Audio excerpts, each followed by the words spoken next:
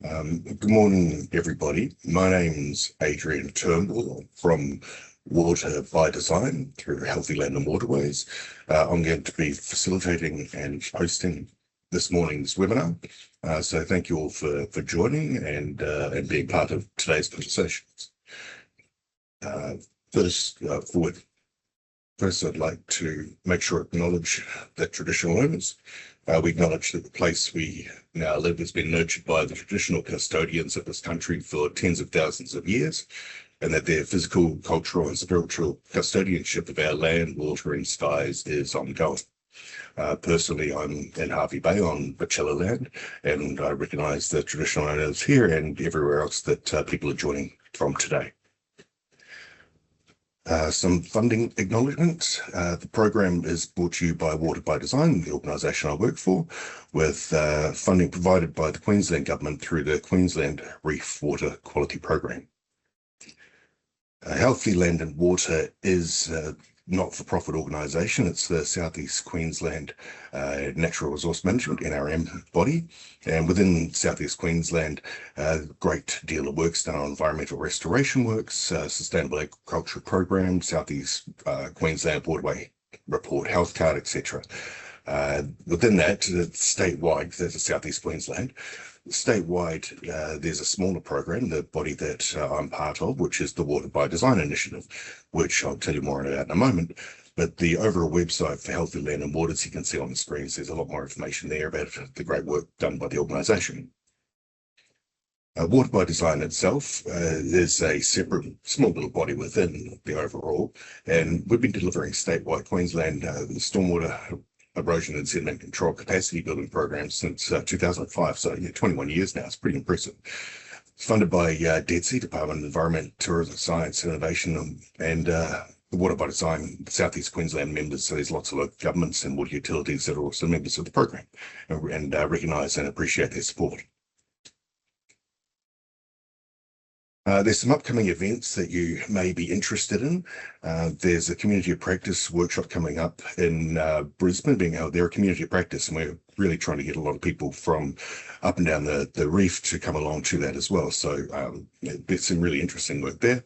And then there's two online webinars coming up as well on erosion and sediment control for waterways and their works themselves. And then there's a very interesting one on compliance officers, erosion and sediment control for that, which is a very different regulatory framework, but some really good and practical information coming up through there as well. So please log on, have a look at those events when you get a chance. We'll mention it now and we'll come back to it at the very end, but there is an on feedback one. I'll drop it into the Q&A for later on, so that information will be there, and it'd be great to get information and feedback from everyone about how the webinar went, etc., etc. A few overall notes I should probably mention at the beginning, but this event is being recorded, so it will be released at some point in time. If you're not comfortable with being recorded, please keep your cameras and microphones turned off during the Q&A session. When we do have the Q&A, we'll invite people to turn the microphone and cameras on. I'll do my best to facilitate it, and that way you'll be able to contribute through that way. And those who don't want to be recorded visually or audibly, you've got the option of going through the Q&A process as well. I think that's all of the overall points to go through. So I'll get to the benefit of introducing our presenter for today, which is Bill Johnson. Bill is a director with Strategic Environmental Engineering Consulting, SEEC, based in Brisbane. He has over 35 years of experience in the water engineering and infrastructure fields, working in local government, large and small consultancies, where he has gained skills in stormwater management, drainage, water resources, water quality, water-sensitive urban design, flood modelling, and erosion and sediment control. A very knowledgeable person. Bill is a registered professional engineer of Queensland, RPEQ, and a certified professional in erosion and sediment control, CPESC, and a registered soil practitioner, erosion and sediment control, RISP-ESC, it's a hard one, that one, and has a particular interest in water quality and erosion. So with a great deal of pleasure, I'll introduce and hand you over to Bill for the rest of the event. Thanks, Adrian. Thank you very much for that introduction. Hopefully you can see the slides that popped up now.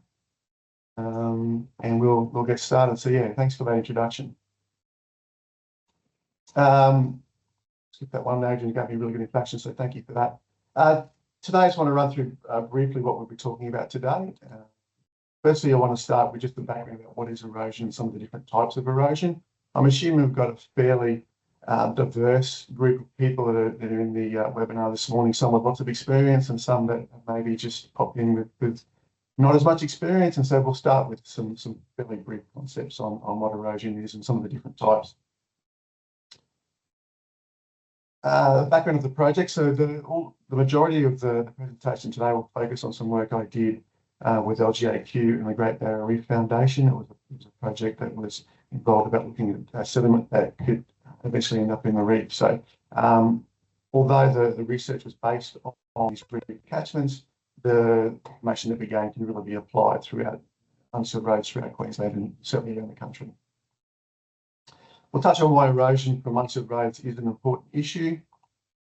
We'll talk a lot in more details about the actual studies themselves, how we collected the samples, what we collected, what we saw when we were out on site. We certainly had lots of good observations from being on site for a couple of years collecting samples. Some of the key learnings that we picked up from those studies. So anyone that's tried to do some research and collect samples, understand how fun that can be and how challenging it can be. Rain falls when it falls, and sometimes it's difficult to pick it up. But we can certainly run through some of the things we learned on the studies. The key issues associated with unsealed roads and particularly erosion, and some of the things that we learned. An overview of some of the ESE principles that have come from the research. And ultimately, I guess what everyone's needs to do is some practical strategies to try and reduce sediment loads.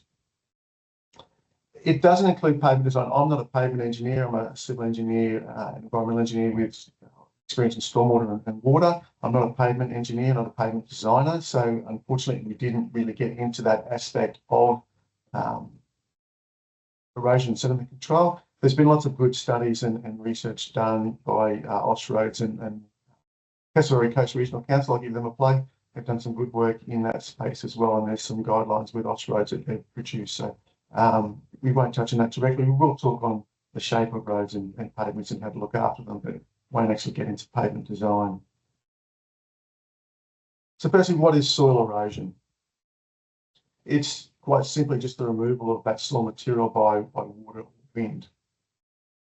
It's a natural process. If we had a natural catchment that had no development in it, that was just straight vegetation and slopes, then you will always get erosion from that natural landscape. It's just that when we come through and we start to change that landscape, that we can accelerate that erosion process. So when we talk about unsealed roads and the erosion from unsealed roads, it's not just the road pavement itself that certainly will contribute to sediment, but it's also the drains and the batters, those steep batters that drain into those drains, which does generate quite a lot of sediment as well. So it's the entire road corridor that we're looking at when we talk about soil erosion in unsealed roads. There's a number of different mechanisms that can generate sediment. So we could talk about raindrop impact, splash erosion. We've got sheet erosion, rill erosion, gully erosion, also tunnel erosion. So splash erosion, so if we had a natural catchment and we had lots of vegetation and canopy and we had rainfall that was falling, and if you ever walked out in a rain event, depending on where you live and how hard or how intense that rainfall is, you quickly work out some of those really intense rainfall that we get in particularly Queensland and up north. And they're really short, sharp, heavy. Some of those rainfall drops are quite heavy when they hit you on the head. So they come down with quite a lot of energy. And so if you've got a natural catchment, it's quite good that it'll hit that canopy, it'll hit that vegetation, hit those trees, which will absorb a lot of that energy. And so that rainfall eventually does hit the ground underneath. It's with a lot less force. And in the areas where there is no vegetation or canopy directly above that soil, we generally have some form of vegetation, whether it's organic matter from a leaf litter, from fallen vegetation, or just grass, those type of vegetative matters, then that will help armor that soil, help protect that soil and stop that raindrop, that splash from occurring. When we develop and we remove that, whether it's a construction site or an unsealed road, and we start to remove some of that vegetation, when we lose some of that protective cover. So the the soil has to absorb the entire force, that energy from that raindrop.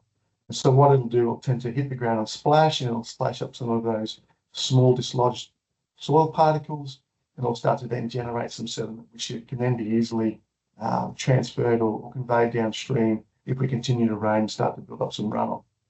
So that soil also, as that's dislodged, if it doesn't run off downstream, it'll start to fill up that voids between the different soil particles, start to clog up that soil. So you get more and more runoff occurring from soils as part of that process. So it's like a double whammy effect, if you like.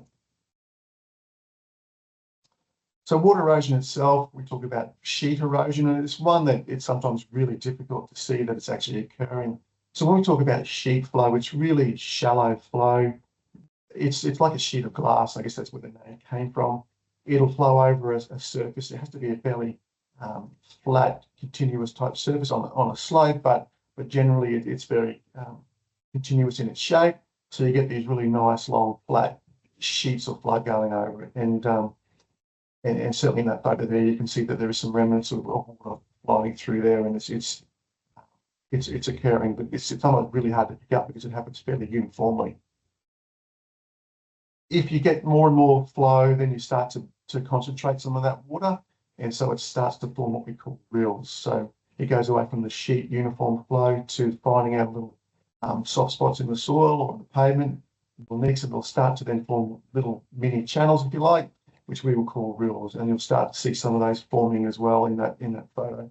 And we'll say a rill can form up to, say, 300 millimeters deep.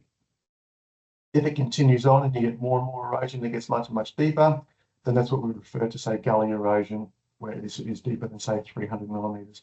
And you can get a lot of sediment generated and transferred from gully.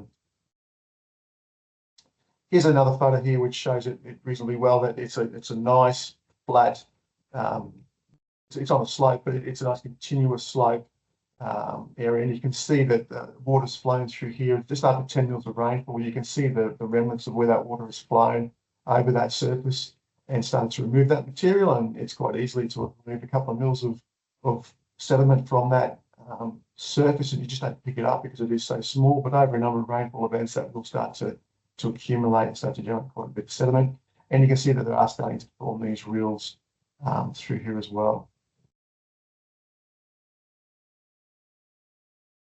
If that continues on, and road embankments are a classic for looking at rill erosion, so we get water that's flowing off the road surface. There isn't any windrows or any chutes or gutters to capture that water, and ideally you'd like to have a chute running down there at various spacings to pick it up and control it, and you can protect it. If you don't, it's just going to run straight off that batter and run down and form these rills, and you start to get that classic rilling through here, which you can see all those little channels forming down that embankment. That one's a fairly steep, fairly high one, but it don't have to be steep, depending on the arrangement you've got. Here's one where you can see a bit of water ponding above that embankment, and water then is flowing down these relatively flat for an embankment, but flowing down this area through here and forming these rills, which I think is a function of that poor soil. It's probably a dispersive soil. So even though it's got some vegetation on it, that water is getting under that vegetation, it's reacting with the soil, and it's forming these large rills, and you get all this sediment then at the bottom of your channel that you need to deal with. Tunnel erosion is another one which is very, it does occur in poor soils, those dispersive soils. This is one where they've cleared I think it was a gas pipeline, and they've cleared the right of way and haven't done a great job in terms of some of their rehab. So they've got these low spots which have formed, and so water's ponded in these low spots, and because it's a dispersive soil, that's started to break up that soil. It doesn't like water, it starts to dissolve and break up. And so you get water flowing under the surface here, and it then forms this nice, what we call a tunnel. And because it's a slope, it'll want to keep flowing downhill, but it flows rather than on the surface, it flows under the surface in these tunnels, and you get this large cavity here, and it's quite dangerous because you end up with this this crust of soil on the top that you think is quite stable, and if you go to walk on it, drive a vehicle across it, then you can start to break that surface, and you end up with these holes appearing, and you can disappear down a hole if you're not careful from some of that tunnel erosion. So generally occurs in, or can occur in really poor dispersive soil.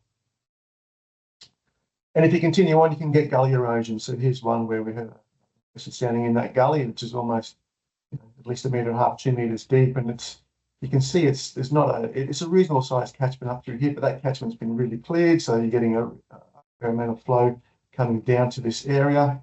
There was probably a small neck somewhere near this white rock, but you can see it hasn't taken very long. It's probably only 10 meters of formation, and it's already 1.5, almost 2 meters deep here and hitting bedrock within a very short distance. So that's gully erosion that can occur. And really you can see the amount of material that's been lost from that gully erosion. It's quite a lot. So there's a lot of material moved in quite a quick amount of time. So that's, I guess, how erosion can occur and the different types of erosion and what the consequences of all that erosion. So we all know that soil erosion can lead to poor water quality with high sediment loads. So that sediment can cause issues by smothering the vegetation in those channels, in those waterways, which will change habitats. It'll have less food for the animals and everything living in that waterway. There'll be reduced light to stop that vegetation from growing. It'll impact the fish. You get the coarse sediment dropping out on the floor, but you'll get that fine sediment staying in suspension. So you get that very turbid, dirty looking water, which will then impact the fish, damage their gills. Sediment can carry other pollutants, such as the nutrients and the metals are attached to some of that sediment. So it's an easy way for those other pollutants to be transferred further downstream. As you can see in that photo, it's been a nice sediment plume which has gone all the way through the waterway and out into the waterway. The turbidity will reduce the amount of light that can get through the water column, which will increase the water temperature. And then you've got treatment costs. If you're using this water for a specific purpose, whether it's drinking water or irrigation, then you've got to treat that water, which costs to remove that sediment. As well as just the water quality, there's other issues in terms of tourism, recreation, swimming, those kind of things. The aesthetics of the water courses are impacted, which is a social impact. And then you can have damage to infrastructure. So you get sediment that's building up in your channels and your drains that have to be removed because it's impacting the capacity of those channels. And then the maintenance costs to go and remediate any of the damage this has caused, whether it's from the environment or whether it is in your infrastructure. It costs quite a lot of money to remove this sediment. So the cost of erosions in drains, batters, and stream crossing. So it has an economic, environmental, and social costs. So the financial costs, we talked about some of those, about the need to improve unsealed roads, the maintenance costs to remove all that sediment, and particularly after major disasters. So a lot of these unsealed roads throughout the state get hit pretty continuously, I suppose, through some of these big storms. So we have, fortunately, DRFA and other funding bodies which can assist after these big storm events to remediate some of these unsealed roads, but it's certainly a costly exercise, and unfortunately they do occur repeatedly every few years when we get these big rain events.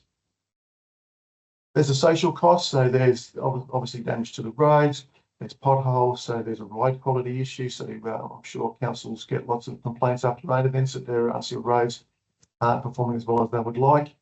Damage to vehicles. There's obviously dust that's being generated from cars running over the surface, which has then health impacts.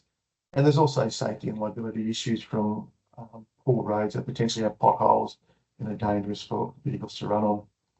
Then there's the environmental costs to get the pollution of our creeks and our waterways, the wetlands and marine ecosystems, air quality, and damage to aquatic life that is sometimes difficult to put a cost figure on, but certainly it is an environmental cost that we do damage our environment from potentially from sediment and air pollution. So why clean the road runoff, and I guess why the project that we was involved with? So we understand that sediment in our waterways is really an issue. We need to reduce that, and particularly we know that it happens naturally, but the anthropogenic sources, those human activities that we do, we want to try and reduce our impact as much as we can. In Queensland, we have legislation. We have the Environmental Protection Act, which has a general environmental duty on everyone to not pollute the environment. And we know that then feeds down into other legislation. So we've got the water quality interest in the Queensland State Planning Policy, which talk about development. It requires a decrease in sediment load. We've got things like the Reef Plan 2050, which includes sediment reduction targets, and also the ANZAC water quality objectives, which talk about, in our receiving environments, we want to make sure that we have the right kind of water quality to support various things that are important to us, whether it's aquatic ecosystems or recreation, drinking water, those kind of things. It's a lot of the reasons why we need to remove and reduce our sediment loads. There's been limited research been done to date in sediment from unsealed roads in Queensland, and particularly heading towards the reef. North Queensland Dry Tropics has done some good work, and certainly LGAQ early days had some discussion with North Queensland Dry Tropics about some of the work they had done and building on that as part of this research. Angela Gleason did a really good thesis in 2012, which looked at erosion from unsealed roads and came up with some good information about how much was coming off. Department of Transport and Main Roads has done some good studies as well. And there's been others in Queensland, certainly haven't named them all there, but there's been other work in Victoria, the ACT, and the USA as well, particularly in things like farm tracks and also forestry tracks. There's been a fair bit of work done over there in the US. The research indicates that there's potentially large sediment generation from unsealed roads, which led the Local Government Association of Queensland, the LGAQ, to, back in 2019, look at advocating for state and federal governments to fund councils on how to address some of these issues. And the Reef 2050 plan was out there, and there was targets to try and reduce some of these sediment loads, particularly from those reef councils. So they started at that point, I guess, really pushing funding and trying to advocate to find studies to work at how much sediment was being generated from unsealed roads and what can be done to minimise that. In 2020, they developed the Reef Council Rescue Plan, and they sponsored the development of that plan. And it was endorsed by 21 reef councils with support from the Queensland Government and the Great Barrier Reef Marine Protection Authority Reef Guardians Program. And out of that Reef Rescue Plan, there was 3 key initiatives at that point. There was cleaner stormwater, cleaner wastewater, and then cleaner road runoff, which is the study I was lucky enough to be involved in. So from some of those original studies from Gleason back in 2012, she estimated that there was around or up to 25 millimetres of pavement material loss per year. So the LGAQ, as part of their advocacy of dealing with and working with all the councils in Queensland, they've estimated that there was around 39,000 kilometres plus of unsealed roads within the catchments that drain to the reef. And again, this project was funded by the Reef Trust and the Great Barrier Reef Foundation. So it was a pilot study to look at how much sediment could eventually hit the reef. So we focused on those reef catchments as part of this study. But the information that we gained is certainly applicable to Queensland. So looking at some of those numbers, it's not hard to put them together and realise that there's potential for a large amount of sediment to eventually hit the reef. And so the aim of the project is to really improve the understanding and build on some of those earlier studies to understand how much sediment could come from unsealed roads and how we can better manage water quality from those roads. So our objectives of the study was to develop a sampling and testing methodology to collect water from these unsealed roads. We wanted to then capture those samples and then measure what the concentrations was from those unsealed roads. We then wanted to characterise the sediment load, so we wanted to do a particle size distribution. As I said, it's really important for what we were looking at. These roads are a long way from the reef, but we were interested in those fine particles, those particles that are less than 20 microns. They're the ones that have the ability to travel long distances. They don't settle. Under Stokes' law, that coarse sediment will settle out really quickly, but that finer material, that less than 20 microns, can travel long distances, and that's the part that we're looking at, which can eventually hit the reef. So we wanted to estimate our total sediment loads in tonnes per hectare per year, and that's important because we wanted to then compare them against other land uses to work out, well, is it a big contributor of sediment? Should we be concerned about sediment from unsealed roads, or is it something that's not a big issue compared to other land uses? And throughout this study, so it was over 2.5 years, we picked up a couple of wet seasons. We wanted to really observe how these roads behaved, what was working, what was not working with some of the councils, what they did, and see if we could improve that sediment generation. So the work that we did and the work that South Cape York Catchments did, and I'll touch on their project as well. There was a couple of projects happening at the same time from the Great Barrier Reef Foundation. They picked up our results and they did some further modelling to extrapolate this from the catchments that we did to all of the reef catchments to see if there was a way of prioritising actions and further actions to I guess, make the best bang for buck for some of the funding and spending down the track to improve sediment reduction in the reef. So how we did it, we were lucky enough that we engaged with 5 councils across the state. Originally it was going to be 4, but we pushed a bit harder to include Bundaberg Regional Council. So we had Cassowary Coast Regional Council up the north, up at Granadilla Road. We had Whitsundays Regional Council, and they had Strathmore Road. We had two roads at Isaac Regional Council. We started off with Wuthun Road. We weren't getting many samples, and then we went up there and had a look at the soils up there. It was a cracking clay.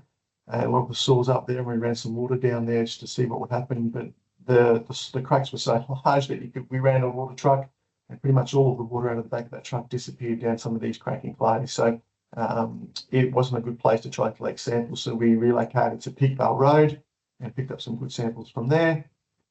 Gladstone Regional Council at Radon Station Road as well, and then the Bundaberg Regional Council as well. We had a couple of samples in there, which was great. So we had a fairly good range across the state, and we also, there was another study done by South Cape York Catchments up at Cooktown. So when you look at that, between the two projects, there really was a good coverage of the Queensland coastline that was draining to the reef.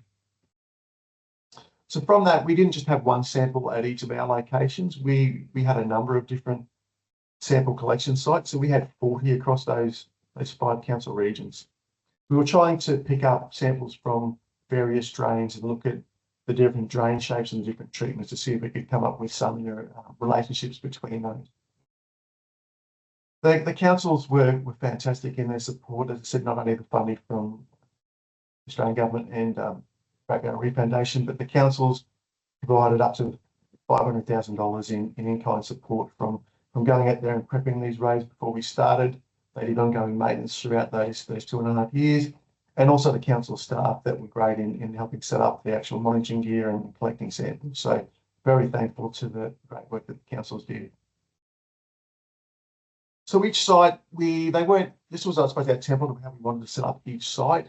Not each site was exactly like this, but what we wanted to do was to break them up and have a number of different collection points over a fairly uniform piece of road. So we could say that if we looked at, for example, here we had one 100-metre type segment, which seemed to be a pretty good distance to generate a reasonable amount of runoff.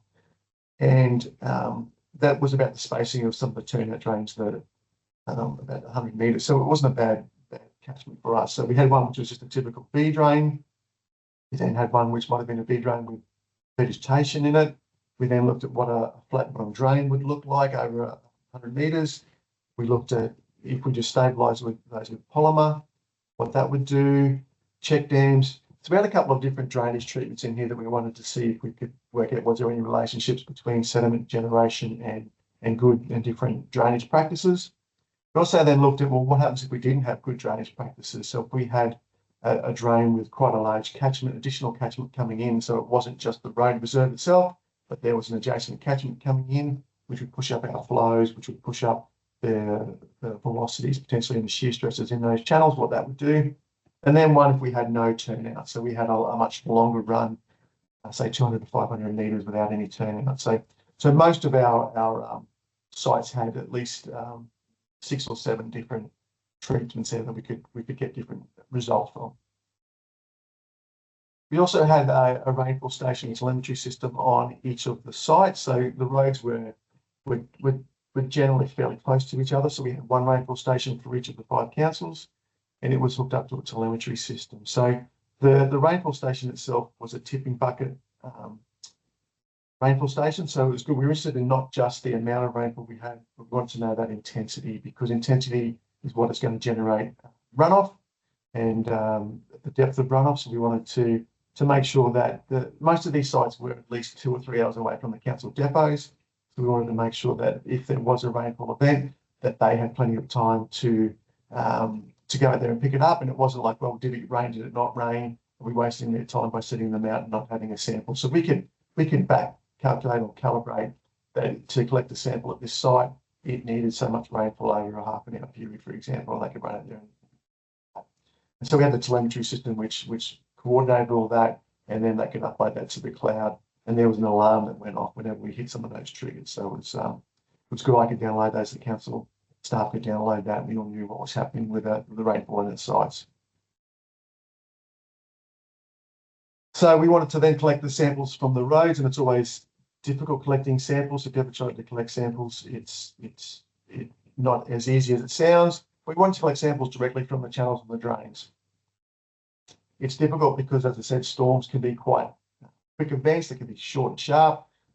They can be gone and done in a half an hour. And as I said, some of the council staff were 2 or 3 hours away from some of these collection sites. So it would be very, very difficult to say, look, there's a storm event coming. Let's race out there with sample bottles and collect them manually. So we needed to do this in a way that would suit what we were doing. And it's also low flow rates as well. So we're not a gully, it's not huge catchment. So we were getting fairly low flow rates in these channels. So we needed a way to collect those samples effectively. Rainfall's really unpredictable. As I said, we couldn't just have staff sitting out there waiting to go. So we needed an automatic sampler to pick up these samples. And we need to make sure it was representative as well. So we wanted to make sure that we were getting runoff that was from the road corridor itself, and it wasn't sitting there for days and days. It wasn't in the pool, it wasn't in the pond. It was stuff that was running straight off the roads. And we wanted to send those straight to the laboratory for analysis. So how do we actually do that? So we use a thing called a pumped active suspended sediment sampler, or a PASS sampler. It was created by Nick Dorian from Griffith University. So Nick was really helpful, and Griffith University were great. They were part of our technical advisory committee, and they use these samplers to collect samples from gullies. So they were very generous in assisting us use those. It's an all-in-one unit that collects and stores the sample. And we modified it to suit our road drainage. As you can see from that photo, it's a fairly shallow type drain. So with low flow shallow drains, it's not quite a gully. So we needed to modify these to be able to collect the samples. The way it works is that there's a pump, and once flow gets to a certain depth, it'll turn on that pump, and it'll then pump through the sample at a set rate of 30 millilitres a minute. So it's continuous throughout the entire rain event. It's a peristaltic or a roller pump. So it's the same kind of pump they have in McDonald's when you get your thick shake. It runs through those tubes. So there's no interaction with the sample. So it's not like it's running through impellers or anything like that, which can change the sample. It's all contained within tubes. So it's a good way to do it. And we collect samples for the entire event. So it's not like a rising stage sampler where you get just the start of the storm event. This will continue throughout the entire rainfall event or the runoff event. So once you hit that depth, then it'll continue for the entire event until it drops below that. So you were confident that we're getting the entire event. On the left, there's a photo of one that was being set up there, and on the right is a close-up of inside the control box. So you can see the pump there, the peristaltic pump. So when it would turn on, it would draw water up through some tubes in through the pump and then down into the outflow container, which here we had various sizes here. We had bigger ones up at, say, Cassowary Coast, where they got plenty of rainfall, where in Railway Station Road, that one there, it was a slow rainfall, so you have smaller containers. Got the battery there to power the pump. We also had a timer there, which was really good as part of our quality control. So we know that when the pump gets turned on, it's running at, say, 30 mils a minute, that if it ran for 2 hours, then we can calculate, well, in our sample tube, we should have so much of the sample. So it was one way to check to see if we got the entire sample, which was good. On the right there, you can see one that was working, one of our earlier ones there. You can see water running down the drain there. There's a float switch there, which is being activated because the flow is high enough. It's turning that pump on and it's drawing it up through the tubes into the pump and into the sample tube there. We had a lot of issues with cattle and different wildlife being very interested in some of these. So they were chewing them, standing on them, breaking them. So we changed them a couple of times. We ended up adopting a different type of float switch. This is one where just this small little button floats up and turns your pump on, which worked really good. It was a bit hidden by some of the other materials above it, so it wasn't as easy to be damaged. What we also have is a small little collection jar at the bottom here. So that's a set distance off the channel, and there's a 4mm hole drilled into this little jar. So that does a couple of things. One is as this starts to fill up, the drain fills up, it starts to let water into here. So because the hole's drilled at 4mm, as I said, we're really interested in just that finer material, not the really coarse material. So it acts as a bit of a way of stopping some of that coarse sediment from entering our sample. Anything 4mm or less can come in, which is fine, but we're not picking up that bed load and that really coarse material through there. And so when this does turn on, the water will be drawn up through here into the control box, into the pump, and into the sample through there. The other thing we had in each of these is a water depth logger, and that was really good. So it would collect a reading every 5 minutes. So once our storm event started, then we could measure the depth of water in our drain. So because we know the shape of our drain, we know the slope of the drain, the mannings, the roughness of that drain, we could then calculate what the flow rate was from the depth. So it was quite useful that way. So this is a typical PSD that we got back from the lab. So when we sent these samples off to the lab, we would get a spreadsheet back from Griffith that would say this is the concentration, the so many milligrams per litre. And then we'd get a graph like this, which would show the variation in the size of the particles that was collected. So this one, for example, here had a D50, so the median particle size was 21 microns. So it's right in the wheelhouse of what we were after, that 20 microns and less. So it shows that sample, at least half of that is of the order that could potentially head out to the reef.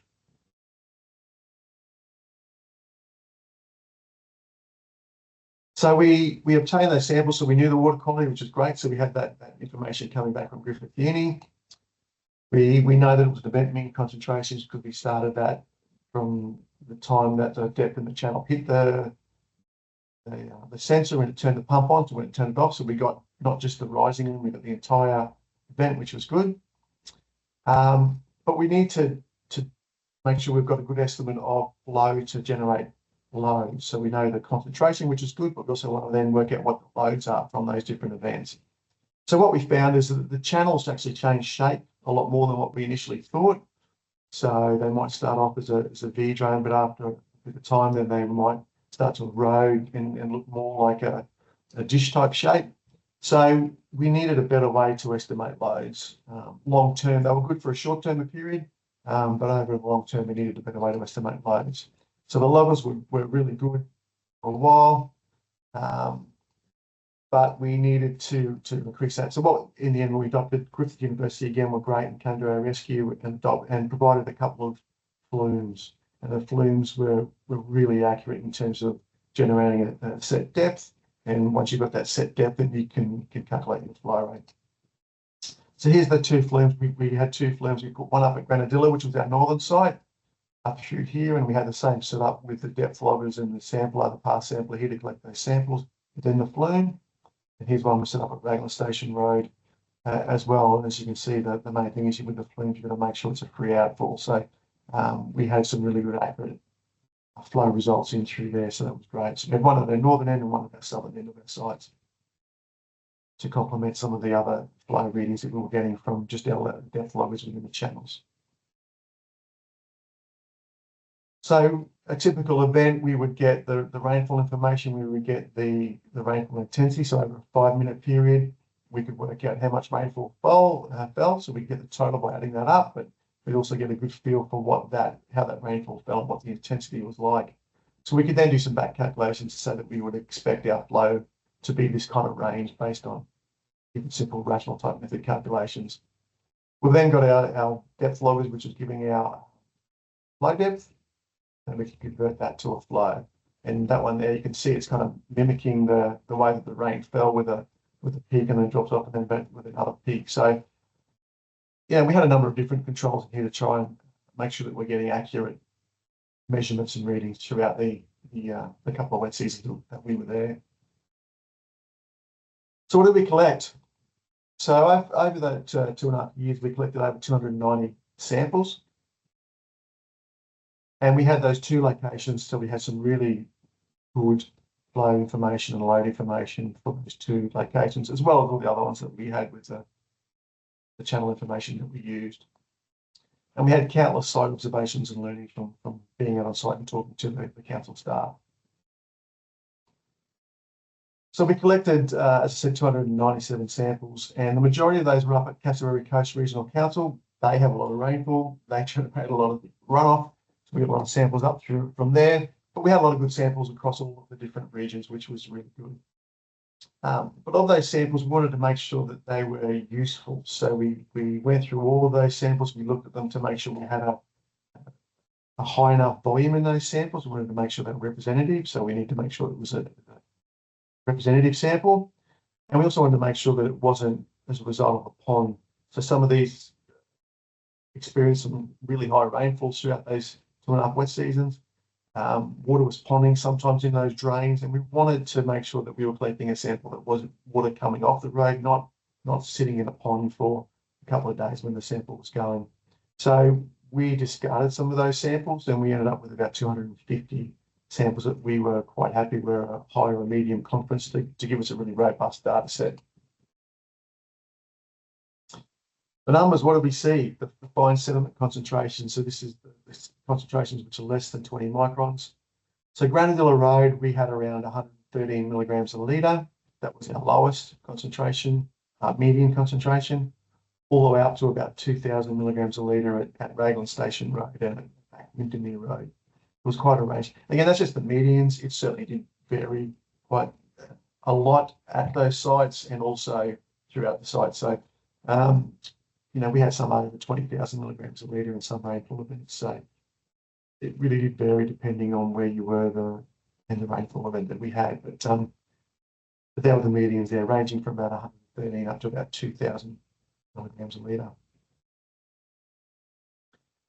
We then wanted to take those samples and see what sense we could make from them to see, well, what was generating the sediment. Was there any relationships that we could see from, you know, whether it be the location, whether it's the slope of the road, the traffic, how much traffic was running down it, was it the vegetation, was it the rainfall itself, you know, the number of turnouts, those kind of things, the soil types. There was a whole range of different things that we looked at to see was there any correlation between these, and we did linear regressions and multiple regressions, and unfortunately there's just so many different levers that you can pull to minimize or increase sediment load that there isn't any just one element that leads to high sediment. I think it's a whole range of different things.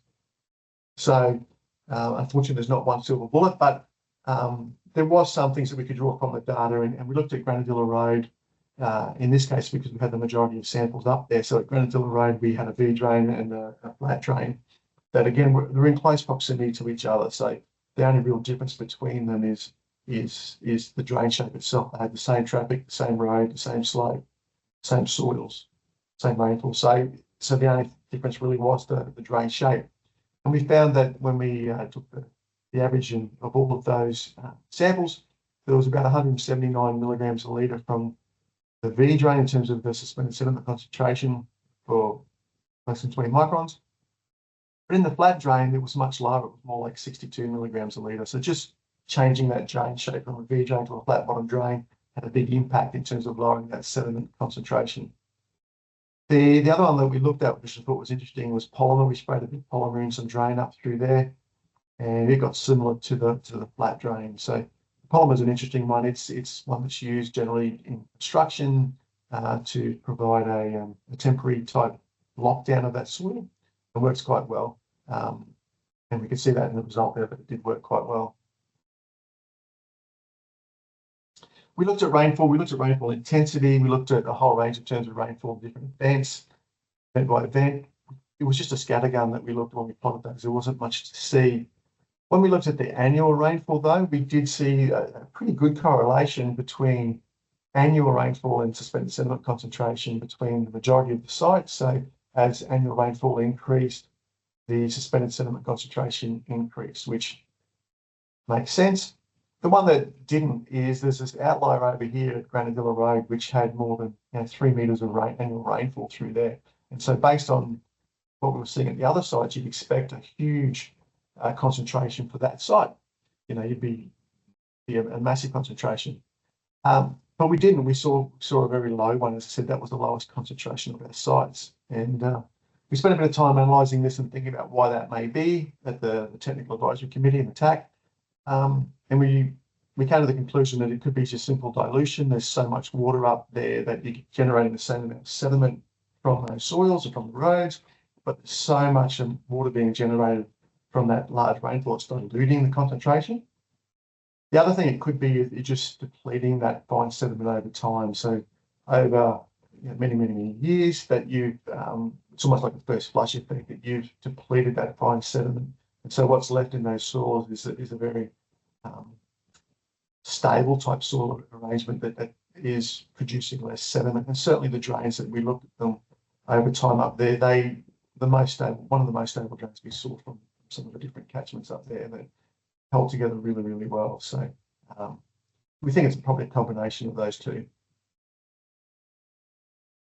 The other one that was really interesting was vegetation cover. And again, this is rocket science and the kind of things that we would expect, but it's nice to see that the science is backing that up, that as you increase your vegetation cover, that you generally decrease your sediment concentration. So again, we didn't get a nice straight line. There's not a linear line through there, but what we did get was this nice envelope that was showing that generally as you increase vegetation cover, the range of your suspended sediment concentration decreases. So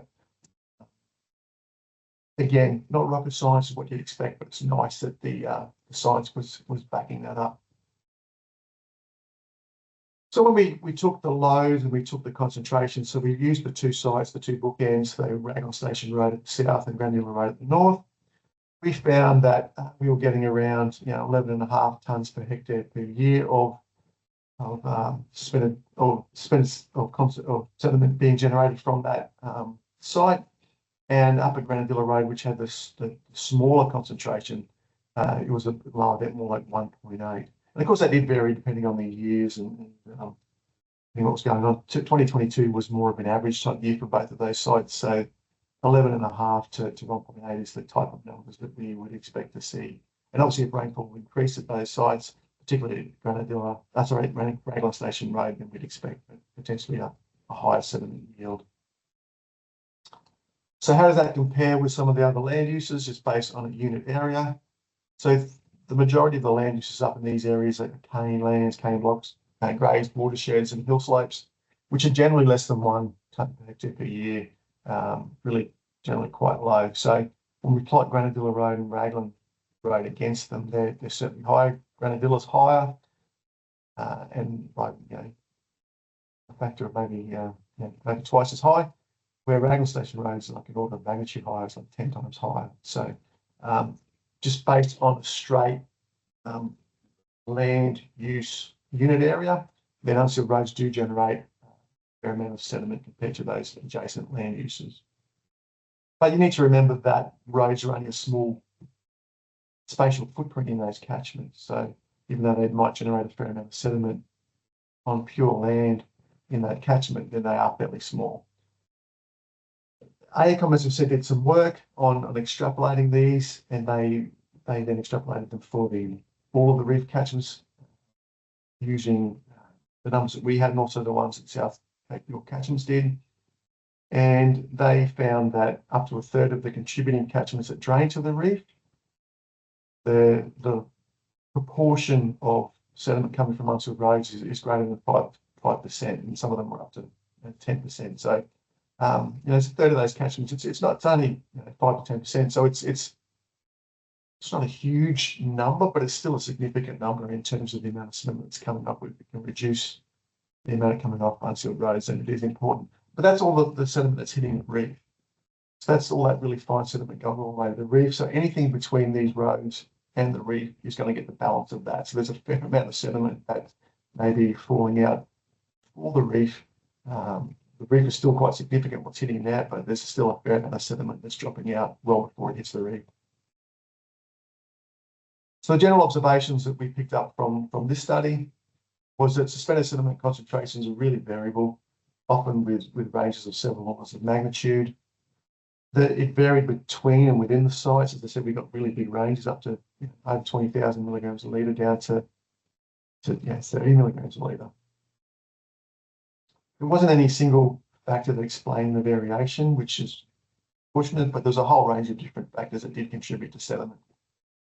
Vegetation cover is a big one, trying to have that ground cover, as we mentioned even back, talking about what causes erosion. Having that vegetation cover is really important. And again, you're not going to go have vegetation growing over your road surface, but certainly in your batters and your drains is really important to have as much vegetation as possible to protect that soil underneath.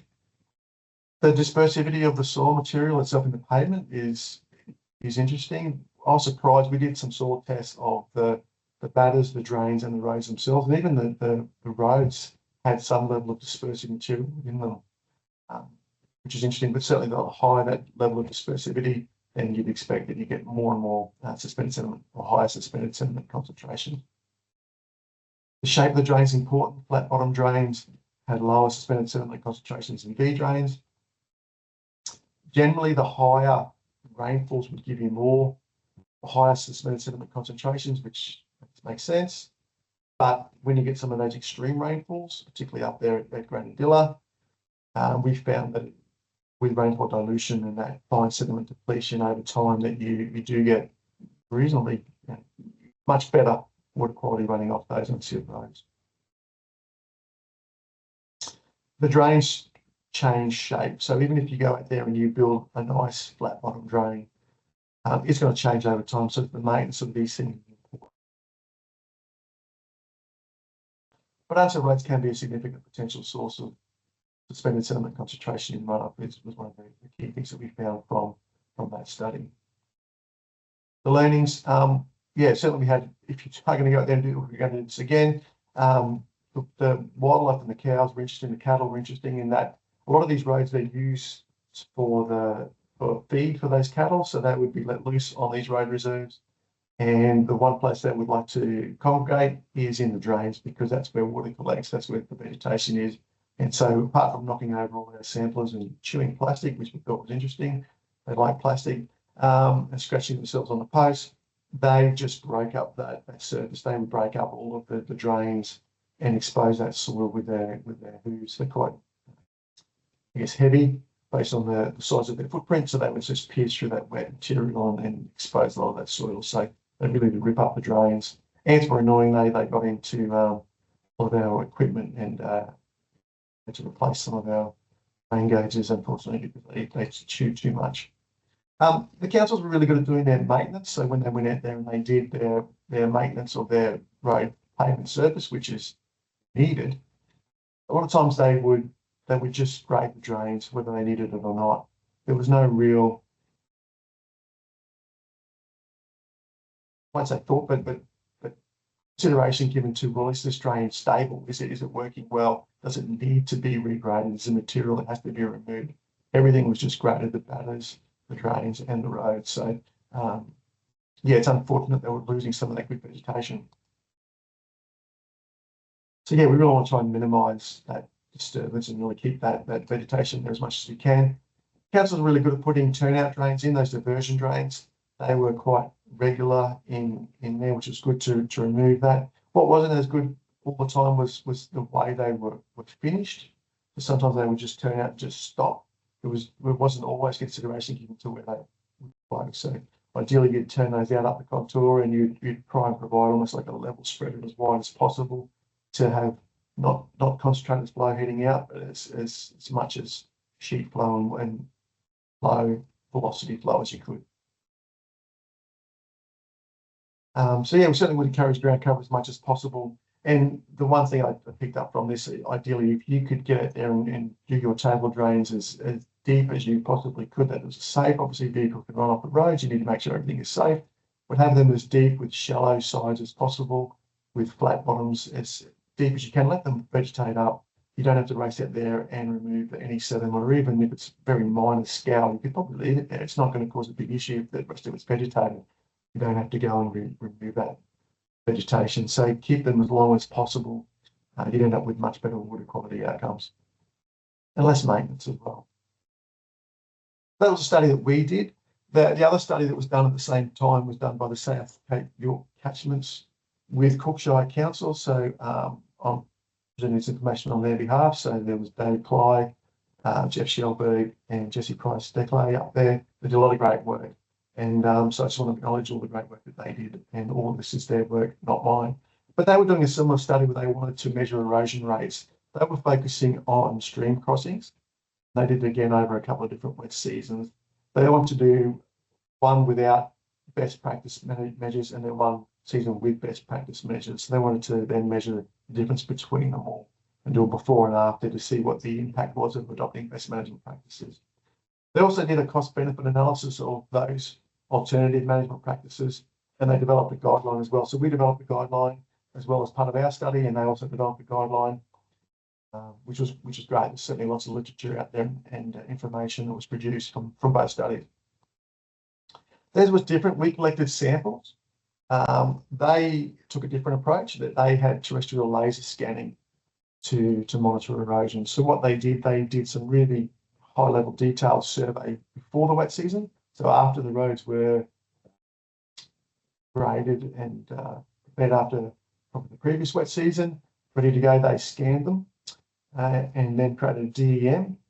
And then after treatment and after rainfall events, they went and rescanned them again, and they could then measure the differences between those two DEMs to see how much erosion occurred. So, a really good method. So that was focused on stream crossings. So they were 300 metres sections of stream crossings up and back across 10 road segments in Oakey Chain Road and Sea Road there in Cookshire. So again, thank you to Cookshire for assisting them with all of the preparation of those roads. I'm sure it all went much appreciated by South Cape York catchments. So the first one they did was business as usual, which was a typical type road where you might have had a wet season go through, and it might look like a top slide. The council would come through and do their like-for-like repairs. They'd regrade the road, they'd redo the drains and also the bathers, and you can see that middle photo there with a nice road ready to go after all of that maintenance had been done. And then, of course, they had a wet season go through, and you can see the water running through there and what the drains and everything are looking like as it's experiencing that wet season. So it's a business as usual. And I guess what the slide there is saying that it's a cyclical type analysis where they'd run through, they'd fix the roads, they'd then get a rain season and then start again. So it's business as usual. They can continual cycle of repairing the roads and then unfortunately going through these large wet seasons. Scenario 2 was what they're calling their vegetation management and alternative vegetation management of roadside batters to reduce erosion. So you look at the slides on the left, that top one you can see is one where the typical business as usual, where they would remove all of that vegetation. But what they want to do is to try and keep that vegetation in that bottom slide. So maintaining that grass cover as much as possible. And again, it looks a bit scraggly, it's not a manicured lawn or anything like that, but it's really good vegetation. It's, even if it looks dead, there's roots there to hold that together. And that material there is going to be really good in terms of keeping that bank and drain protected. Or also looking at doing herbicide management. So rather than just degrading them, using selective herbicides to try and prevent weeds, drop some of the vegetation that's not required, or slashing as well. So you can look at that very bottom photo there with some very nice, neat slashed bit of bankment and drain there. So a couple of different ways of not just going and removing that vegetation and having to wait for it to re-establish, trying to keep it as much as possible by various means. The next scenario they had was major erosion control. This is one where they, I guess, struggled to get vegetation to grow for whatever reason. So you've got steep matter here on the top left. We can see some of that rilling occurring. So what they've done is put rock there to protect that and prevent that from eroding.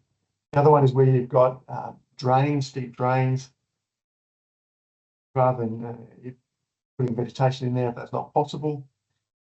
Putting in what they call low check dams in these V drains. So they're a bit different to the traditional type check dam in that they're fairly low, hence the name, and fairly long as well. So the way they would work, to me, it's almost like a method of changing the grade rather than putting drop structures in with hard drop structures and gabions and those kind of things. They would put in these check dams, which would then collect some of this coarse sediment, and over time it would build up and almost flatten out this drain through here. And then it would hit these check jams, and the downside of this is quite long and steeper. So it's almost like a grade control structure where you flatten out the drain at the top, it then runs down a steeper chute almost, down these check dams, and then down to the next channel, which over time would build up as well and hopefully be flat. So you end up with a nice grade control structure through there. And finally, where they had just big gullies and drain outlets beside the road, there's a turnout coming through here, which was hitting a gully. And that's again, what I was talking before, you've got to be really careful how you do put out these turnouts so that you don't cause issues by dropping out water. You might protect your road, but then you cause issues downstream. That they're just going to be, the best way to fix this is to stabilize it with some rock. So they're putting some large rock into that gully to stop that from moving upstream and preventing more erosion. And finally, they did like a full betterment type analysis, and there was a couple of ways they did that. They did a lot of have a lot of crossings up there, and so when they build these crossings, even if they put in concrete, which is a great way to protect those crossings, they would put in a bypass track, and those bypass tracks would flow down a steep. They would travel down a steep bank, go across the waterway crossing itself, and then back up the other side. So it's fine in the dry, but if you had a rainfall event, then you're getting a lot of sediment being generated from that exposed soil.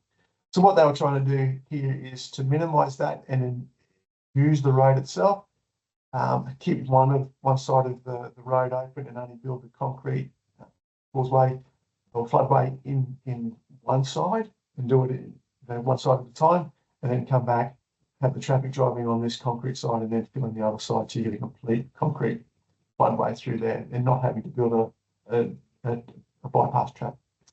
If for whatever reason you have to build a bypass track, don't leave it exposed like there is in that photo. Come back and put rock in it to stop that from eroding. And the last one is the bitumen dust seal. So this is one where it's not quite a full two-coat typical seal, but it's one that's just going to protect that pavement surface for longer than if it was unsealed. So yeah, it'd be great if all of our unsealed roads were sealed, but obviously it's very expensive. So what do they find? So they had these number of different segments that they had through here. And what was good in terms of their survey is because they had the survey, they could actually generate maps and figures to say, well, this much came off the road surface. The road surface is in this orange color through here. The table drains are in the brown and batters in the purple. Cut-off drains in the green. X in the yellow, the creek crossing in the blue. So because they had those aerial photos and they had the survey, they could then pick up, when they overlaid those two DEMs from before and after the wet seasons, they could really pick out where it's coming from.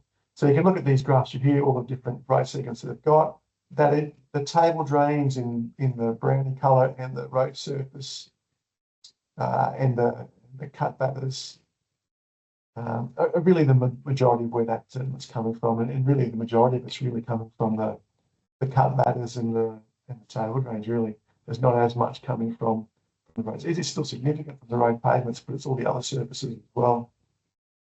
So they found they were getting around 142 tonnes per hectare per year, but that's the total sediment that they were getting. So when you looked at just the proportion that was under 20 microns or less, it was 42 tonnes per hectare per year. So that's a big step up from what we were getting at around 11. So again, different soils, different rainfalls. Not surprising they were getting different numbers. So they were suggesting that up to 30% of their total sediment load was that fine sediment that could potentially be going out to the Great Barrier Reef. So when they looked at the before and after, all these segments, and they're all a range of different measures, so vegetation, rock, throughout all of them, but they were getting anywhere between 30 to 65% decrease in sediment tonnes per hectare per year, based on the different best practices they put in, whether it be vegetation, rock, minimising the removal of vegetation. So yeah, so it was a really good outcome in terms of how much sediment reduction they were getting. When you look at it as just the four different scenarios, so the business as usual, the alternative vegetation management, so when we're not removing that vegetation, just slashing, using herbicides and trying to keep as much as possible, they had a 14% reduction in sediment loads. When they did some of the major erosion control, the rock, they were getting 45% reduction. And when they did the full betterment, the bitumen roads, they were getting 72% reduction. So getting quite a good reduction across all of those different scenarios. They also looked at, making sure it wasn't the difference between the two rainfall years, so the 2022 and 2023. So they had a control, so there was no real difference between the fine sediment concentrations in the control site. But where they did have the treatments, and this one is the scenario 3, where they had the major erosion control, it really was, you can see there was a difference between them. And they measured those, I believe, in the waterways themselves, so upstream and downstream of the roads, so they could measure what was coming in. So they didn't only just take the DEMs to measure erosion, they did take a couple samples of those waterways as well to do some checks. They did a cost-benefit analysis as well. That was done by Natural Capital Economics. And they looked at the typical business as usual maintenance costs. So they had those back to 2017. I think 2020 must have been impacted by COVID, but certainly you can see those costs as they vary throughout those different years. So they use those real costs from that were done over those years. They also then looked at the costs that you would need to spend to remediate waterways based on removing the sediment abatement costs. They also looked at the alternative maintenance costs, so the cost that it took to do the slashing and the spraying, and the capital cost to bring in the rock mulches to do those causeways one lane at a time, and the bitumen sets and those kind of things. So again, my apologies, I didn't do the study and I'm probably butchering it, but there is a paper that Jeff and we got the people at South Cape York Catchment did, and there is one on the cost benefit analysis study as well. So you can I'll give you a link to that at the end of this presentation, so you can actually find out more information on this. But the results of what they found is that the cost, just the straight costs of doing these maintenance costs, whether it's the capital cost, the ongoing cost, and the environmental costs, that you save money by doing these alternative solutions. Is that it's not just saving you money on maintenance, but the entire cost, when you take it into account, is getting much better in terms of reducing those costs. And even the net present value costs are showing that it's a positive value by doing these erosion works. You might spend a little bit more money up front in capital costs, but you're saving them in maintenance costs over a 30-year period. So it really was a win-win situation based on the economics that they found on the study that they did there at Cookshire. As I said, AECOM picked up some of this information that both studies did, which was great. They extrapolated those results to look at the impacts across all of the reef catchment councils. They did it by mapping these high-risk areas, and they used the risk based on proximity of waterways. So we had our sediment yields, our concentrations. They calculated the catchment areas, and they then, I guess, discounted those sediment loads based on distances from crossings and from waterways, and they could then work out, what they thought would be generating from those catchments and eventually hitting the reef. So that information was all very useful, and that was all done as part of their commitment to the Great Barrier Reef Foundation. They've got a relationship there. So yeah, thanks to AECOM for picking up those results and doing some extra work and extrapolating those results. So as I said, we, as part of our study, did quite a bit of guidance material for councils in the LGAQ Cleaner Road Runoff project, and then so did the South Cape York catchment group as well. As part of theirs, they did their operator's manual and some papers. And so there was that cost benefit paper and their paper on their study as well. And the Great Barrier Reef Foundation was keen for us to join forces and come up with one guide, which is what we did. So we came up with the erosion control for unsealed roads, which is that document on the right. So it's got two parts. The first part is an overview of sediment discharge from unsealed road network within the Great Barrier Reef catchments. Provides background similar to what I had here. It talks about why erosion from unsealed roads is important, some of the key issues, and why we need to look at sediment control. And it talks about the two studies here with a bit of background as well. And then it gets into part two, which is, I guess, the nuts and bolts about the practices and the guide to how you would minimise sediment discharge. So it outlines the principles of what we were talking about to try and minimise erosion and sediment, hitting all that sediment hitting the reef. But again, it's certainly applicable to all catchments. It looks at things like maintenance, planning, drainage works, capital works, those kind of things as well. So we'll just step through a little bit of what's in there. Oh, yep, going well. So what we found from unsealed formed roads. So again, this is a formed roads. There's certainly a lot of different gravel tracks that are just unformed, which are just used throughout the state, whether it's forestry tracks and the like. But they're typically shaped from local materials that are found within that road reserve. So these are roads which are a long distance from anywhere. It's very hard to get good materials out there. So they really have to use whatever materials they've got out on site. If you're lucky, they might be capped with a gravel road base from a local quarry if there's one nearby, or local borrow pits if there is some good material that can be found. So the locations are really, really remote, and it's a lot of money to try and get those materials out there. So suitable materials can be scarce, and typically the roads are just made with whatever's there.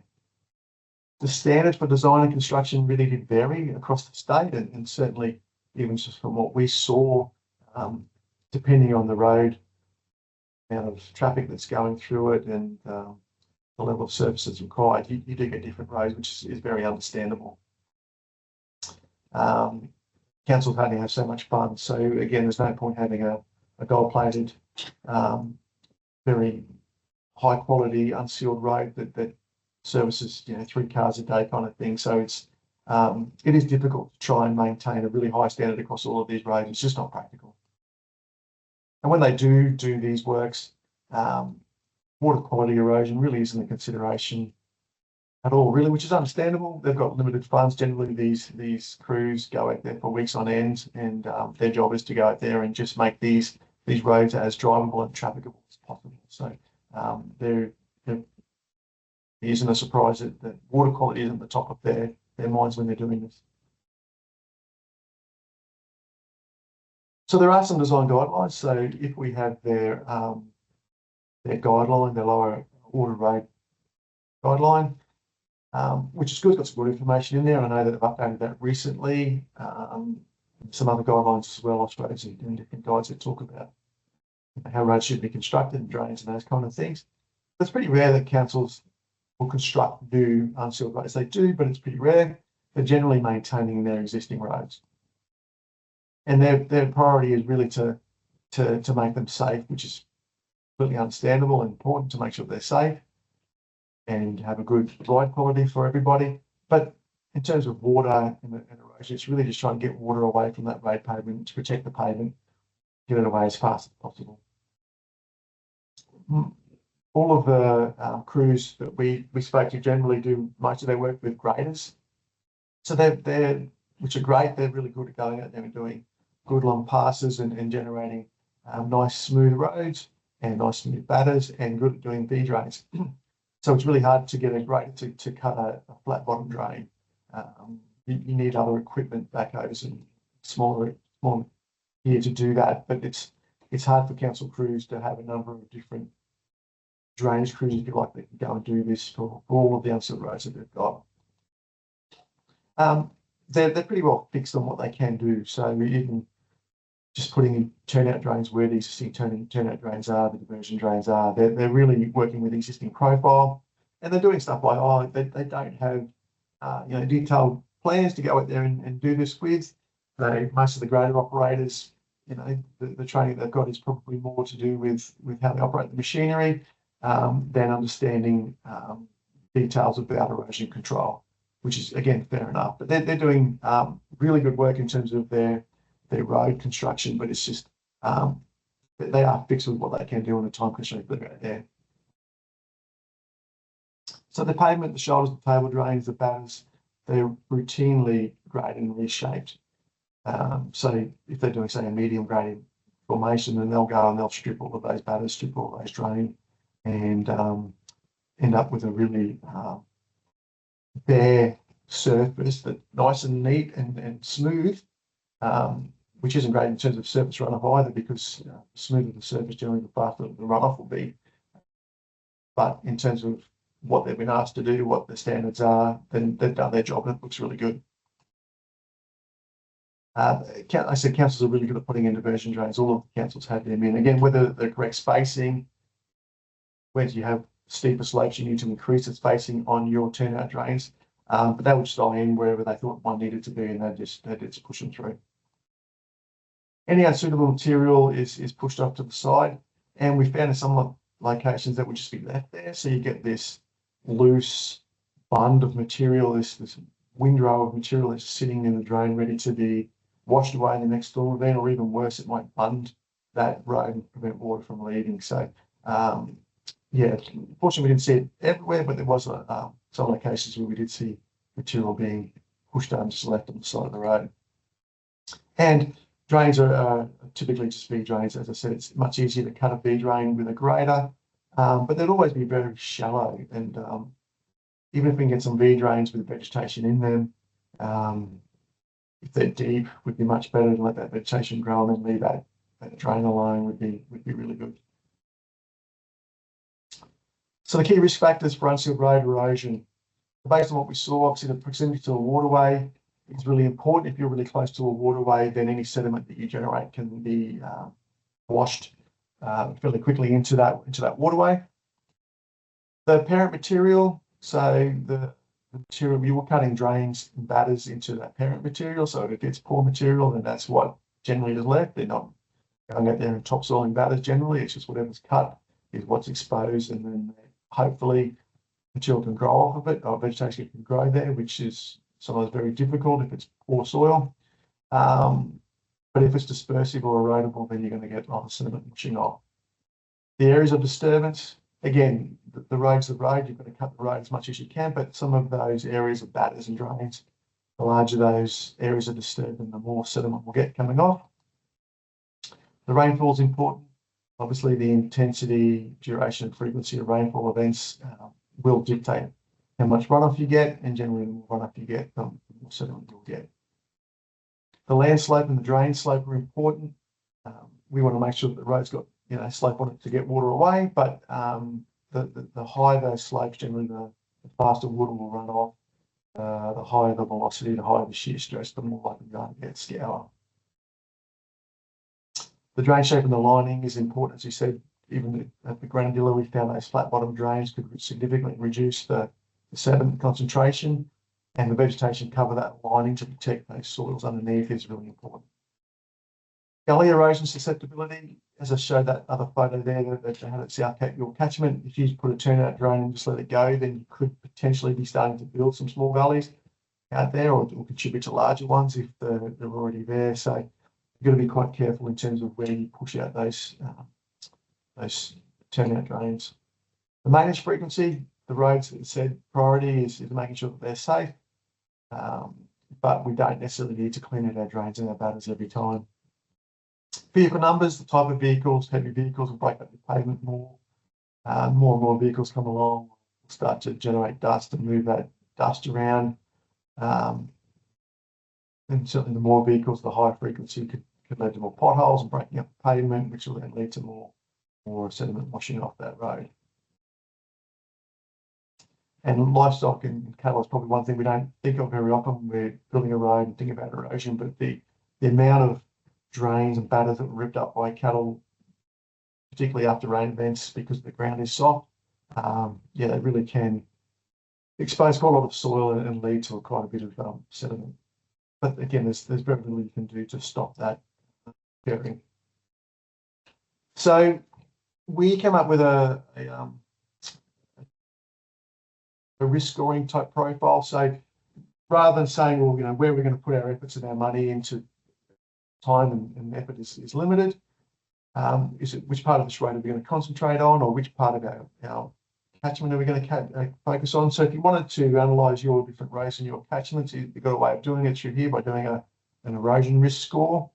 So it has, you know, the key things that we just talked about there, the amount of ground that's exposed, you know, your soil type, if you know your soil, there is quite a dispersive soil, or if it's a lower erodibility soil, you might get a lower score or ranking. If you're close to a gully, you can see gullies are occurring around there. What are the drains like out there? You know, if you go out there and visit your current roads, is it eroding? Is it the majority of it eroding, or is it the top's eroding and the bottom has material being deposited in there? So it's clearly something going on out there. Is the road steep? Is it near a stream crossing? How far you are to some of these more important receiving environments like the Great Barrier Reef or an estuary? What's your rainfall like? If you have that medium type rainfall event where you're likely to generate a fair amount of sediment. Even just the roughness of your road is a good indication to say that, you know, if you're getting potholes out there, you're getting obviously quite a lot of rain, which is causing that, vehicles running over that to cause your potholes. That's probably indicative that you might be having issues in your drains and your battens as well as just your pavement generating more runoff. And then the amount of fines in your pavement, if you know what that is from your pavement design. So you get all these scores up and you could work out, you know, is it a high risk zone of your road, or is this road itself or this catchment a high risk catchment? That's perhaps where you could spend your money to justify the best use of your funds and time. So if you have highlighted this is the road that you want to work on, the area you want to work on, and one of the main principles of erosion sediment control, well, again, you want to minimise the vegetation, the soil disturbance as much as possible in those batters and the drains. Protect them as much as possible. So minimise that maintenance regime of going through there and ripping them out. If you do have any dispersive subsoils, then treat and cover them. So there are ways that you can put other material on there that isn't dispersive, or you can use gypsum to try and chemically treat them to make them less likely to break down. You want to reduce your water flow and discharge, so it's again minimising the chance of high velocity water running through those drains, so putting in adequate turnouts, reducing your catchments as much as possible. Reduce your sediment discharge, obviously by doing all of these things. That's the main key that we're trying to do. Let's reduce that sediment discharge. Slow that flow in your drains and any overland flow by lowering your slope as best as possible. If you can, increase the width and the roughness of your flow paths. Lower that velocity, lower that shear stress in your drains. Try and reduce your connectivity directly to streams and crossings and gullies. So rather than have one big drain and then one outlet to a gully or a stream, see if you can have those multiple outlets that give you more of a uniform discharge over a much wider area. If you do find gullies and do see gullies, don't ignore them. Get in as early as possible and start to rehabilitate those gullies. Your bed level, stream crossings are really important. The work that they did at South Cape York catchments, they have a lot of stream bed level stream crossings there, and taking the time to protect those, and when you're doing work in there with those bypasses, minimising those is really important. Culvert crossings are expensive in terms of, you know, relatively in unsealed roads. So The cheaper thing is to perhaps put a low spot and just let water cross from one side to the other without any protection, but you'll certainly cause issues through there. Putting in a culvert is the best way to try and get water across the road rather than let it run over the surface. Maintain your road shape is really important, so you don't want water ponding in your road surface, and the roads, the grader operators and the road maintenance and designers are generally pretty good at saying, let's keep at least a minimum crossfall through there to try and push that water off the road. To protect your pavement, that's really important. Make sure you've got that good road quality, minimising the amount of water that's going to infiltrate into that road pavement. The vegetation management was one of the big ones that South Cape York Catchment were involved in part of their study, really managing that roadside vegetation, not removing it, keeping it there for the wet season, so you're not exposing any soil. So managing that through herbicide, slashing, leaving those plant roots and organic matter as a good ground cover. So just reiterating that there. So you want to keep the vegetation cover along the road verges, leave that vegetation in place as long as you can. Use the herbicides to knock out any weeds that you don't want. Avoid spraying any of that near water. But also follow those best management practices to target those weed species. You don't want to be hitting any natives or having anything that's going to be potentially washed downstream and causing issues. Slashing is a good one to knock out those larger type vegetation there, which is really important because you want to try and keep the road safe and maintain those drivers' line of sight and minimising wildlife near the road, because it's nice to say keep vegetation there to minimise erosion, but of course you want to make sure the road's safe and make sure that drivers can see around corners and that you don't provide nice habitat for wildlife to hide in and jump out at the last moment as you're coming around a bend. So here's a slide here that I guess highlights that. So there's a picture in there showing traditionally what would happen that then before a rain event or after a rain event, you'd come through and you'd disturb the batter by regrading that. You'd remove all the trees or all the vegetation there in those batters. You might spray or spread weed by graders. So you're picking that up and using those graders to remove that vegetation. But I guess you may also be spreading out those weeds and grass. But you've got no vegetation in for the start of your wet season, and so you'll start to get that different erosion from your batters and your drains. And you'll start to fill up your drains or your ditches as you've got there in terms of which will then need cleaning up there. So you're likely to lead to a fairly decent pollution event, which water is contaminated with sediment and moving downstream. So then you've got another season there, you've got to wait for this vegetation to grow, and you might have different maintenance people coming out, council people coming out to spray these weeds, which will grow up because you've moved around the seed, and then that cycle will continue. The one that's been proposed in the guide is to really try to leave as much as possible, leave that vegetation in place as per that photo. So you're not disturbing the batters and the drains. You're not spreading any weed by the graders by picking it up and moving it around. You've got grass at the start of your wet season, which is great. So then you're less likely to have some erosion in your batters and your gullies, your drains.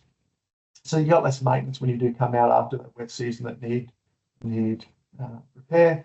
You have less pollution heading downstream, and so in those wet seasons, or the season between the wet seasons, then it's just minor maintenance that you're looking to do rather than hoping to get as much vegetation regrowing back here again. So that cycle is really very different if you can try and maintain that vegetation cover as much as possible. In terms of drainage, again, it's trying to make sure that you've got stable drains is really important. So you want to try and maintain a stable versus an unstable drain. So again, there's no need to go and remove the cover in that drain if at all possible.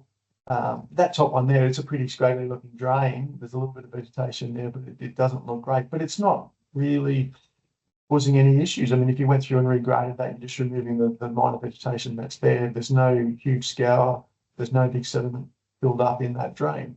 It needs some more vegetation, but it just, maybe be a bit deeper would be nice, but in terms of removing vegetation and recutting a drain, there's probably no need. Where the one at the bottom of that on the left, you can see it's really clearly been damaged by runoff and needs to be repaired. So you'd come in there, you'd have to regrade that and repair that, and it looks fairly horrible soils there. So you might want to do some remediation on those soils as well.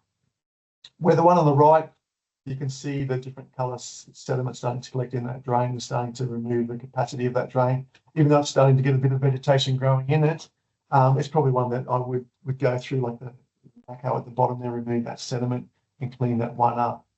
So it's just a matter of being a bit smarter about what you would need to do in those drains. And again, I keep reiterating that if you could just cut your drains deeper and leave them as long as possible, then you'd have a better outcome in terms of sediment. So the key aspects in terms of drainage is to really have wide, flat bottom drains as much as possible. They're better than V drains. Try and reduce the slope as much as possible, and that might be by putting in check dams if you need to, whether they're the traditional type check dams or those low, flat check dams that we spoke about earlier.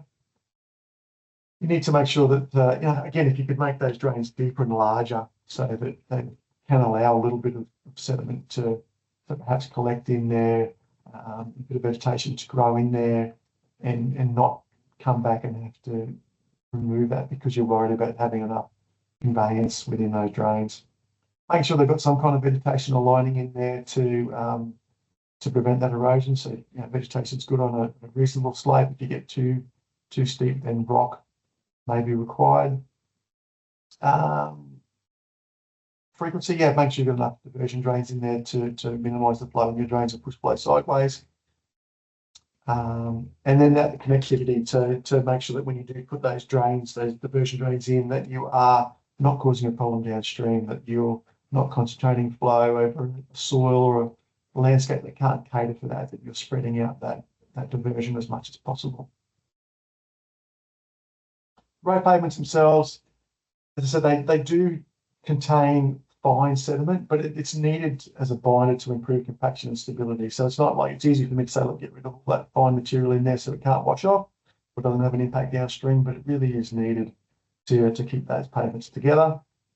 And in terms of the pavement, what you want to do, you don't want to have water infiltrating into your pavement, so it's good to decrease the permeability and get water to run off your pavement. So the fine material really is important to provide a smoother surface as well. So if it was just coarser material, then it's going to be a fairly rough ride. So the smoother surface is there because of that finer sediment or that finer material within that road pavement. But we know that the finer material doesn't hold up too well in the dry season, particularly with high traffic loads and volume, as per that truck running over that pavement there on the right. So we really do need more research. As I said, there's been some research done by Roads and other councils to look at different pavement materials. Unfortunately, I'm not a pavement engineer, but certainly there is a push to do more in that space. But the current focus that we can do with road pavements is to really focus on reducing that waste material by when we regrade that material and we push it off to the sides into our table drains to try and minimise that, and that material is picked up and removed or spread out in a better way. Maintain at least that 5% crossfall across those road pavements to push water off to the sides, and where you do have bends and curves, you've got that super elevation, so you haven't got water ponding in on your roads. You want to make sure you've got heaps of diversion drains or sufficient diversion drains in there, and I said you need more of those as you increase your slope of your road and your drains. And you want to make sure your drains are stable; they can take those flows that you're pushing all that flow into, and really avoid concentrated flows across your pavement. Before I finish up, I just wanted to thank all of the sponsors, so the Australian Government through the Reef Trust, the Great Barrier Reef Foundation, who sponsored the project, and the LGAQ, who managed the project that I was involved in, the Cleaner Road Runoff project, and Savcap York Catchment. So again, I presented a lot of material that the team at Savcap York Catchments did, so I wanted to thank them. The councils, again, the Whitsunday Council, all these councils, Isaac Regional Council, Bundaberg Council, Gladstone Regional Council, Castle Coast Council, in the project I worked on, were fantastic. Cookshire Council were great as well with South Cape York Catchment, so thanks to them. Griffith University were good, and good more than good, fantastic in terms of providing their support, and really thankful for what they did. And the other consultants that worked on this with us, so ACOM and Joseph Consulting, as well as us at SEEK. And if we were involved in the project as well, and provide some good interaction with the low water road drainage guideline as well. So thanks to them for their support. So it wouldn't be possible without the support from the council teams, that they had different champions at each of the different councils, which were great. The day jobs as well as collecting samples. Vital Chemical provided the polymer, so very thankful to them. And as I said, Griffith University were great, as were the technical advisory committee. So yeah, just wanted to thank them personally for all the work that they did. In terms of the LGAQ and the ongoing advocacy that they're doing, this, as I said, this project is finished, this pilot study, but they are doing more. They've updated their Reef Council Rescue Plan in 2025, and that's going to guide their advocacy efforts. So they're looking at developing a funding program for the reef councils to remediate high-risk unsealed road locations. They want to do more training programs and build capacity in this area, which is great. And looking at doing more monitoring programs with the councils to expand the information that we've got and to continue the monitoring impact. So the LGAQ will continue engagement, partnership with councils and the key stakeholders, including IPWI, TMR and QRA. So it's great that they're being involved and continuing to be involved. As I said, they've updated their Reef Council plan, and they're looking to get the federal and state government to back a $163 million plan to protect the reef, which is fantastic. And they've added climate risk and resilience and healthy and resilient landscapes to the other three objectives of cleaner wastewater, cleaner stormwater, and cleaner road runoff. For more information, as I said, there was a bit of information there, but there's certainly a lot of information around. So South Cape York catchments, again, thank you to Jeff, David and Jesse and the team there for all of their work on their project and the guide, their assistance in co-authoring the guide. Their road research paper is available at that link there. Their economic analysis paper is there as well. And the guide, the Erosion Control for Unsealed Roads, is there as well. Great Barrier Reef Foundation, which is the project I worked on, the Cleaner Road Runoff. The technical report that we produced is available at their website there. The guide is also available there, the Erosion Control for Unsealed Roads that we spoke a little bit about here, plus a variety of other projects, all the other projects that they've done, including some of the South Cape York catchment studies are there as well on their website, which is good. LGAQ has got their website there, their advocacy publications website there, which includes the Reef Council Rescue Plan, which is there. And they've confirmed that they've sent the Erosion Control for Unsealed Road guide to all of the reef catchment councils. It's been sent to all of them. So they should have a copy, but if not, it is available at those other locations, as I said there on those websites. There's my details there if you do want to connect with either myself and also Megan Forrest. Megan was the project manager on behalf of LGAQ who managed that reef project. And I'm sure at the South Cape York catchments, there'll be some details there if you want to connect with any of the people at South Cape York catchment as well. So that's the end of the presentation. I guess we'll take questions. Adrian. Awesome. Let me just do the change over.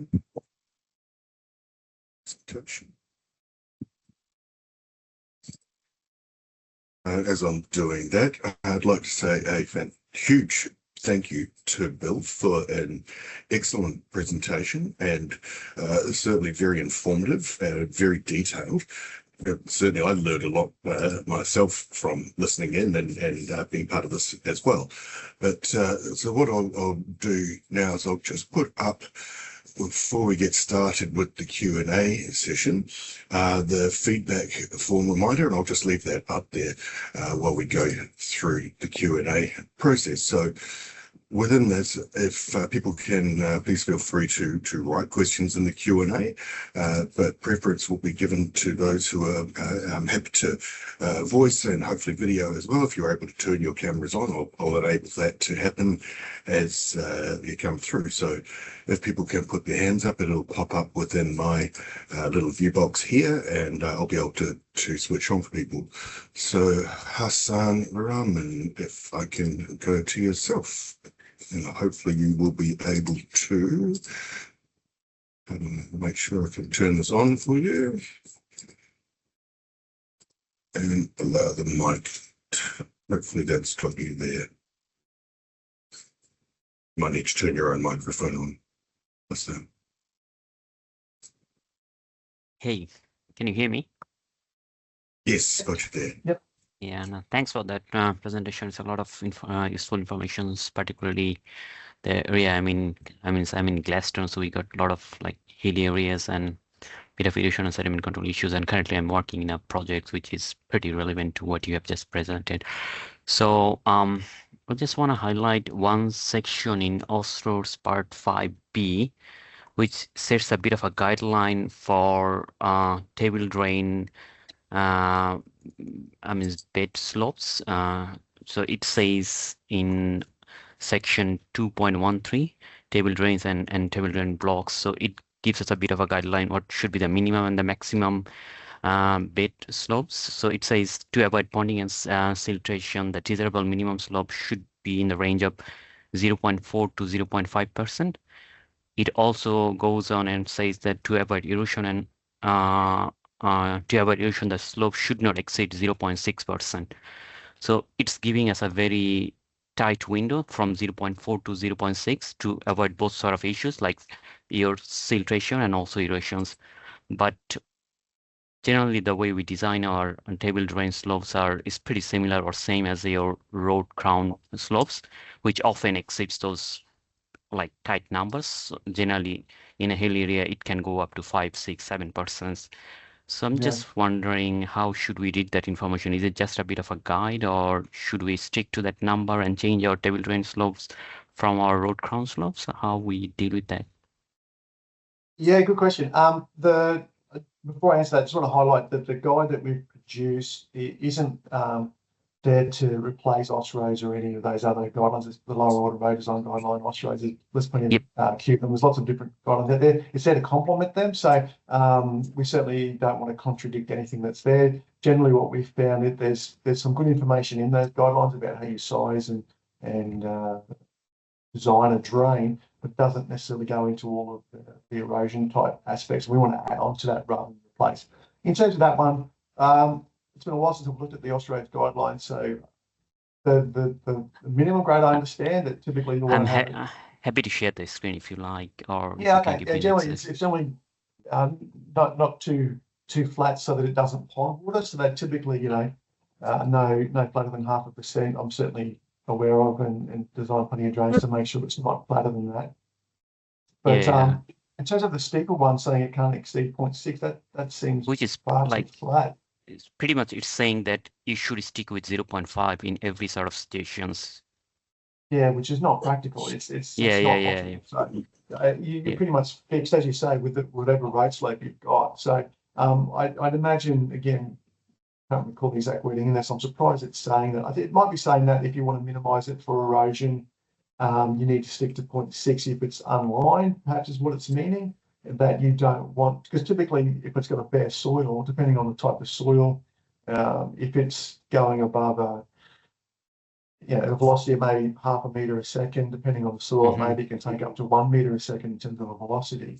It'll start to erode. So from an erosion perspective, a bare soil drain, it can't take a very high velocity, so that the slope should be fairly low to make sure that doesn't occur. But if you've got a drain that you've designed and it's lined and it's got a good vegetation cover, and it's a flat bottom drain, then it can certainly be steeper than that with the right kind of lining. But again, you've got to make sure that velocity doesn't exceed the acceptable for that lining. So it might be able to go up to, again, 1.2, 1.5 meters a second, maybe depending on the vegetation. So you can design it that way. But I agree, you're pretty well stuck with slate that 0.5. you've got. Yeah. And you've just got to make sure that you size the drain correctly to fit that constraint, and the lining matches that. And if you did want to change it, put in, whether it's drop structures or put in rock check dams can be quite good at doing the same kind of thing. But again, they've got to be designed well, constructed well, that water will go over the rock check dam, not pond up. They can't be flat. They've got to have a nice smiley face surface on them, so that water is fully contained within that rock surface. Because if it's flat, it ponds up and then escapes and runs down the road, you're going to cause scour. So you've got to make sure if you put rock checks in that they're designed well. And the ones which are in there, those flat ones which they use in South Cape York, might be an option as well. Yep, all good. Thanks. Thank you for that response. Appreciate it. Thank you for great questions. Yep. We've got a high level question from Kim Piercy, which I'll just read for you, which is, with all the lessons learned and project work completed to date, do you feel it possible to map erosion risk from unsealed roads across other parts of the state outside of the Great Barrier Reef? Yeah, I think so. I think from what we've done, AECOM, as part of their commitment to the Great Barrier Reef, picked up the information that we've got, and they've done that. I haven't spoken to them for a little while, so I'm not quite sure exactly how far they've gotten with that. But again, there's probably no reason why that could be extrapolated to other parts of the state, because there's probably a range of sediment generation rates. As I said, we were getting 8 to 11 tonnes per hectare per year from memory, and they were getting 42 up at South Cape York. So it's a matter of picking one that kind of matched your region as a best guess, if you didn't have any sample data from where you are, and then applying the same methodology that AECOM perhaps adopted, which was saying that depending on how close you are to a waterway, to a stream, how much of that is physically going to make it. And again, that was focusing onto the reef. So they had sediment delivery ratios could be quite different. So you just have to take all that into account. What they were thinking, how long is it to get all the way to the reef? But if yours was, well, are you interested in waterways which are very close to your unsealed roads, to your crossings, or is it a catchment that might be, a waterway which is 20 or 30 k's away or something? So you'd have different sediment delivery ratio. So the more I think about it, there's a little bit in it, but you certainly could do something with the information there, I think, and perhaps a little more research. But certainly the methodology has been there and shown to could be quite useful to do. Awesome. Thank you again. Do we have any other hands up or any other questions in the Q&A section?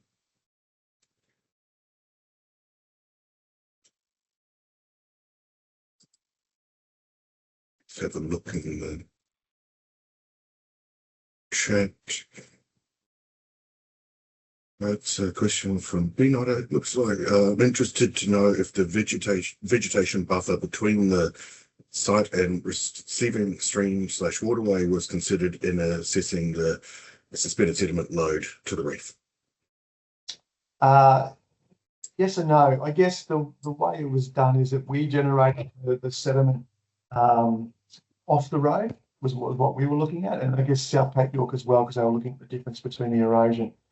And then AECOM then took that up about trying to work out how much would be hitting the reef using the distance from the waterways. So I guess in some ways it wasn't directly included in that, but it wasn't around that kind of a way, but because they used different sediment ratios on the distance they were from the different waterways. I guess the other thing to think of too is that if it's a coarse type sediment, it's going to drop out pretty quickly. So if it is running over those buffers, coarse sediment's going to drop out fairly well. The fine sediment is harder to drop out, and it might drop out a little bit in some of those buffers. But the next rain event, when it gets picked up, it's likely to be potentially transferred a little bit further downstream, and maybe further and further downstream as you get different rain events. So depending on the fraction of the sediment you're looking at, depends on how well that buffer is going to work. Okay. Thank you again. Any other hands up? And again, a reminder for people, if you could please put your comments in the Q&A section, because that way they're able to be recorded, and the transcript will be available for other people in the chat.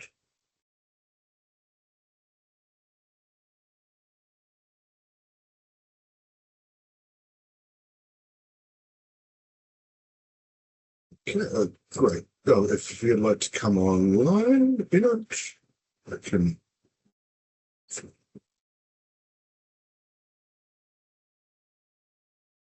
And mic and camera. Hopefully you're able to come on camera and mic if you're able to open your end, please.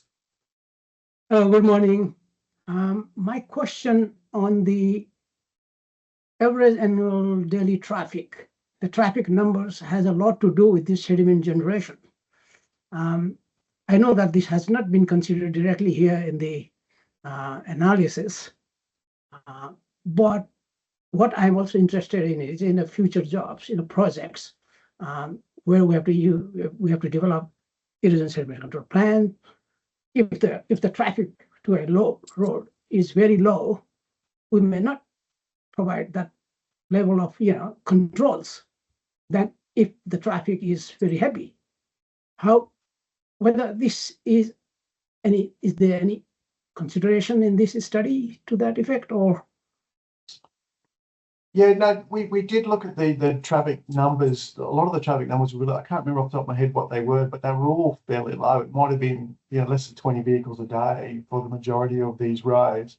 Some of them had more, but they were all fairly low. So in terms of the sediment, like looking at the difference between the traffic lanes for this study, there wasn't a huge variance in the traffic numbers. So I couldn't say that it was the traffic numbers that were driving the erosion through here. And you could also see from but you're right, in terms of the traffic loads is one that the more traffic would lead to higher sediment loads from the pavement. But when you looked at some of the stuff that they did at South Cape York, what they could see what was coming from the pavement, what was coming from the drains and the batters. It was interesting to see that the pavement is significant, but it's not the highest part. It might be 20 or 30%, depending on where they were, what was coming off the pavement itself. So you're right, the traffic does have an input. It didn't in our study because the loads were fairly low and fairly uniform between them. They might have gone from 20 to 50 cars a day or something like that. So there wasn't like some had hundreds and hundreds of cars and some had 2. But it is worth researching. It's certainly not something we could do in our study just based on the roads that we've chosen. But it is something that could be looked at down the track. Thank you. Thank you again, Bill. Do we have any other takers for some Q&A? We've got just a couple of minutes left.